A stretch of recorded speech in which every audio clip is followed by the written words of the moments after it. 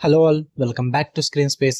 ఈ వీడియోలో జగమెరిగిన సత్యం తెలుగు మూవీ రివ్యూ అయితే తెలుసుకుందాం. ప్రెసెంట్ ఇది సన్ నెక్స్ట్ ఓటీటీలో అయితే స్ట్రీమ్ అవుతుంది. మూవీ డ్యూరేషన్ అయితే 2 hours 12 minutes అయితే ఉంటుంది భయ్య. స్టోరీ ప్లాట్ విషయానికి వచ్చేస్తే చాలా సింపుల్ గా చెప్పేస్తా, నేనైతే ఎక్కువేమీ చెప్పదలుచుకోలేదు. తెలంగాణలో ఒక రూరల్ విలేజ్ బ్యాక్ డ్రాప్ లో ఒక మర్డర్ అయితే జరుగుతుంది. దాని వెనకాల చాలా విలేజ్ పాలిటిక్స్ ఇవన్నీ ఉంటాయి అన్నమాట.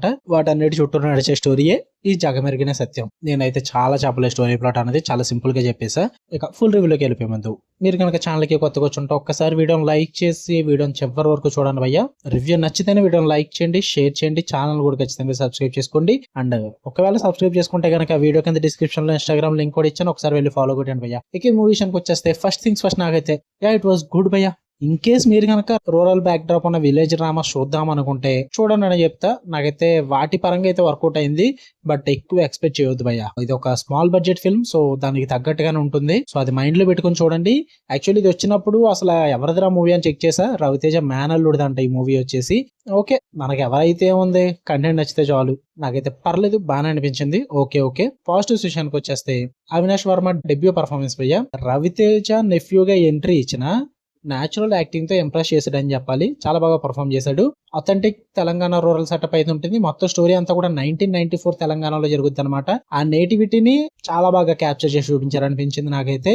అండ్ ఎమోషనల్లీ టచింగ్ నరేషన్ అయితే ఉంటుంది. ఫ్యామిలీ బాండ్ కానీ, విలేజ్ లైఫ్ కానీ, ఆ పెయిన్ కానీ అండ్ ఆ వాల్యూస్ కానీ ఎమోషనల్ గా చాలా బాగా పోర్ట్రే చేసి చూపిస్తారు. అంటే చాలా న్యాచురల్ గా ఉంటుంది అంతా కూడా, అందుకే కనెక్ట్ అవుతారు మీరు. బీజిఎం పరంగా, సినిమాటోగ్రఫీ పరంగా, విజువల్స్ వైజ్ అయితే, టెక్నికల్ ఆస్పెక్ట్స్ వైజ్ అయితే సినిమాకి పేరు పెట్టడానికి లేదు భయ్య. చిన్న మూవీ అయినప్పటికీ కూడా చాలా బాగా ప్రెజెంట్ చేశారు అనిపించింది నాకు. న్యాచురల్ డైలాగ్స్ ఉంటాయి, ఆర్టిఫిషియాలిటీ లేకుండా తెలంగాణ స్లాంగ్ లో డైలాగ్స్ చాలా రియలిస్టిక్ గా అయితే ఉంటాయి. హానెస్ట్ డైరెక్షన్ కూడా ఉంటుంది మీకు.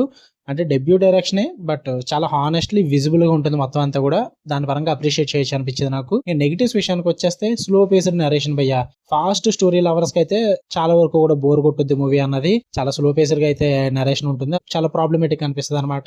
పైగా లిమిటెడ్ కమర్షియల్ అపీల్ అనమాట. మాస్ ఎలిమెంట్స్, సాంగ్స్, డాన్స్ లో ఎలాంటివి లేకపోవడం వల్ల చాలా మంది ఆడియన్స్ కి అయితే కనెక్ట్ అవ్వకపోవచ్చు మూవీ అన్నది. కమర్షియల్ అండ్ ఎంటర్టైన్మెంట్ పర్పస్ కోసం చూద్దాం అనుకుంటే మాత్రం అవాయిడ్ చేసిన భయ్య మూవీని. అలాంటివి అయితే ఏమి ఉండవు ఈ మూవీలో, సో దూరం పెట్టచ్చు మీరు. ఇంకా ప్రిడిక్టబుల్ మూమెంట్స్ అయితే ఉంటాయి అనమాట. అంటే కొన్ని సీన్స్ అయితే ముందే డిసైడెడ్ గా అయిపోయి ఉంటాయి అనమాట. తెలిసిపోతుంది మనకి, చాలా ఫెమిలియర్ గా ఉంటుంది, అందువల్ల ప్రిడిక్టబుల్ గా ఉంటుంది.